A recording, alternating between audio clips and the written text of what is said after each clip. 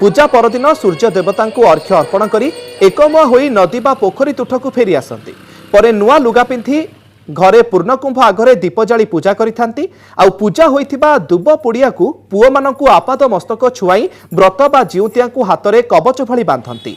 वर्तमान समय पुओ हेउ कि झियो उभयंकर दीर्घायु एवं मंगल कामना करी मां माने एई व्रत करिथांती। हमर निजर छाकली करा होचे ताकर दीर्घ आयुले करा होचे जिनटा कि आमे दुती बहन की पूजा करी हमर छुआ मंगल मंगल कामना आमे करसु। आज पूजोतिया एटा करूछु पो मनकर मंगल कामना लगी